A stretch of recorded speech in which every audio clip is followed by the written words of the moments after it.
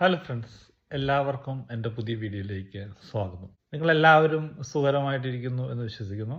നമ്മൾ നേഴ്സുമാർക്ക് ഒരു പ്രശ്നമുണ്ട്.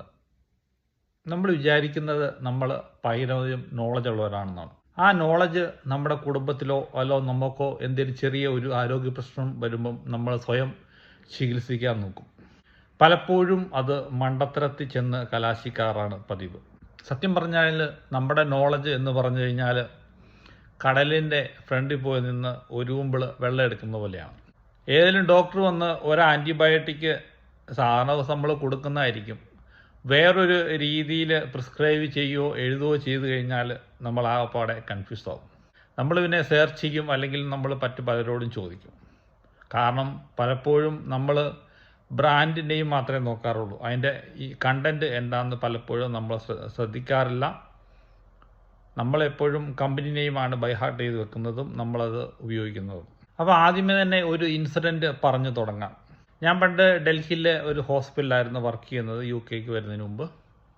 അപ്പോൾ അവിടുത്തെ ഒരു സ്റ്റാഫിൻ്റെ 3 വയസ്സുള്ള പെൺകൊച്ച് കഴിഞ്ഞ ദിവസം മരണപ്പെട്ടു.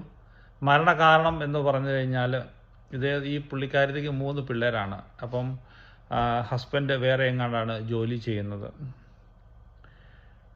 അപ്പോൾ ഇളയ പെൺകൊച്ചിന് 3 വയസ്സ്. അപ്പം 2 ദിവസമായിട്ട് ചെറിയ രീതിയിൽ ഡയറിയ, അതായത് നമ്മുടെ നാട്ടിലെ പറഞ്ഞാൽ എന്നൊക്കെ പറയുന്ന ലൂസ് മോഷൻ, ഡയറിയ, തൂറ്റെന്നൊക്കെ പറയുന്നത്. കൊച്ചിന് 2 ദിവസമായിട്ട് ഡയറിയ ആയിരുന്നു. അപ്പം പുള്ളിക്കാരത്തിൻ്റെതായ രീതിയിൽ ട്രീറ്റ്മെൻറ്റൊക്കെ ചെയ്തു.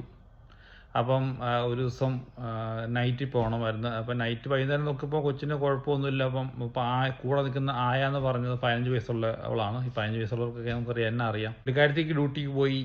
നേരം വെളുത്ത് നോക്കുമ്പോഴത്തേനും കൊച്ച് കംപ്ലീറ്റ്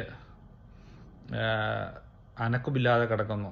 പെട്ടെന്ന് അർജൻറ്റായിട്ട് ഹോസ്പിറ്റലിൽ കൊണ്ടുപോയി. അവിടെ ചെന്ന് കഴിഞ്ഞപ്പോൾ ബ്രോഡ് ഡെഡ്, അതായത് കൊച്ച് ഓൾറെഡി മരിച്ചായിരിക്കും. ഈ ആയക്കെതിരെയൊക്കെ കേസ് ഫയൽ ചെയ്തു എന്നൊക്കെ കേട്ടു. നിങ്ങൾ ചിന്തിക്കുമായിരിക്കും എന്തായിരിക്കും മരണകാരണം. കൂടുതലായിട്ടും മരണകാരണം എന്ന് പറയുന്നത് ഇലക്ട്രോലൈറ്റ് ഇംബാലൻസ് ആണ്. ഇലക്ട്രോലൈറ്റ് ഇംബാലൻസ് പറയുമ്പോഴത്തേനും നമ്മുടെ ഒരു മനുഷ്യ ശരീരത്തിന് പ്രവർത്തിക്കാൻ പല ഇലക്ട്രോലൈറ്റുകൾ വേണം. ഇലക്ട്രോലൈറ്റ് എന്ന് പറയുമ്പോഴത്തേനും സോഡിയം, പൊട്ടാഷ്യം, മഗ്നീഷ്യം, ഫോസ്ഫേറ്റ്, അങ്ങനെ പല തരത്തിലുള്ള